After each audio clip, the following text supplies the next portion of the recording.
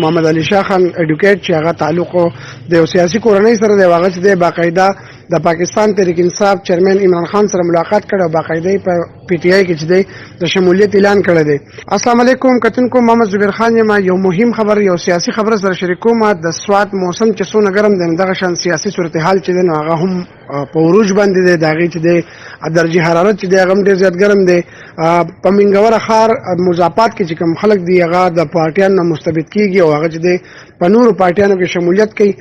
دا وخت را سره دا یو خبر شریکوم چې د قومي اسمبلی د خوازخیل نه چې کوم کاندیډیټ و محمد علي شاه خان اډوکیټ چې هغه تعلق د سیاسي کورنۍ سره دی، هغه چې دی باقاعده د پاکستان تحریک انصاف چیرمن عمران خان سره ملاقات کړ او باقاعده په پی ټی آی کې چې دی د شمولیت اعلان کړی دی. که زه تاسو زیاته کړم نو د علي شاه خان بیک ګراوند چې کوم دی نو دی لاول چې د سیاسي شروعات وکړو نو هغه د مسلم لیگ نون سره و. د هغې نه پس چې دی بیا د جی وای ته لاړو. جی وای د ټکټ نه چې د الیکشن ولړاو کو، خو چونکې په هغه الیکشن کې د ماتې وخوړو. د هغې نه پس چې دی د یو اهم فیصله وکړه او په اهم فیصله کې وداسې صورتحال دی چې پی ټی آی که یو طرف ته موږ وګورو د هغې ګراف چې کوم دی هغه ګزار شوی دی. هغه چې دی خلک چې دی مایوسه دي، ډېر خلک چې دی هغه په مختلفو پارټیانو کې چې د هغې شمولیت وکړو. استحکام پاکستان چې د هغې کم لیډرانو، د هغې چې کم ورکرانو، د هغې چې کم اهم غړي وو نو هغوی په نورو پارټیانو کې شمولیت وکړو. چونکې علي شاه خان چې دی هغه د عمران خان سره ملاقات کړی دی او دغه ملاقات چې دی هغه په شمولیت کې بدل کړی دی. هغه باقاعده په پی ټی آی کې دی اعلان کړی دی. که تاسو وګورئ نو دغه شان په ډاکټر حیدر چې کوم دی نو هغه د پی ټی آی یو اهم غړی و. هغه د قومي اسمبلی ممبر هم و.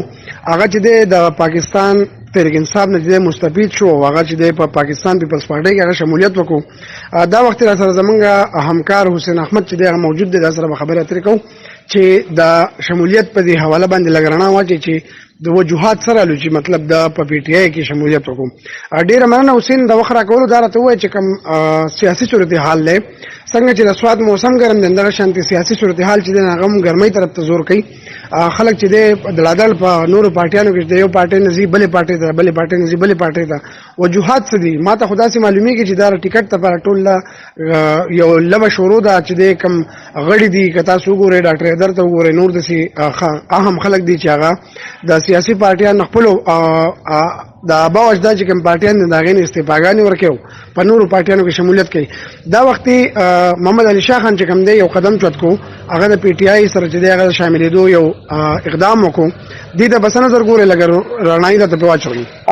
څنګه چې تاسو وایئ چې د علي شاه خان اډوکیټ په حواله سره په سوشل میډیا باندې ډېره ګرمه ګرمي ده، نو چې په دې حواله سره ما په خپله د علي شاه خان اډوکیټ سره رابطه وکړله او بالکل هغه د دې خبر اقرار وکړو چې زموږ ملاقات شوی دی د پی ټی آی چیرمن عمران خان سره. نو د علي شاه خان اډوکیټ نوم د تعارف محتاج نه دی، د سیاسي کورنۍ سره تعلق ساتي او په ملکي سیاستو کې د ډېر وخت نه هلې ځلې کوي. دا وخت د تحصیل بار اسوسییشن صدر هم دی. علي شاه خان اډوکیټ د سیاسي سفر آغاز د مسلم لیگ نون نه کړی و او د صوبایي صدر په حیث د نواز شریف سره څنګ په څنګ ولاړو.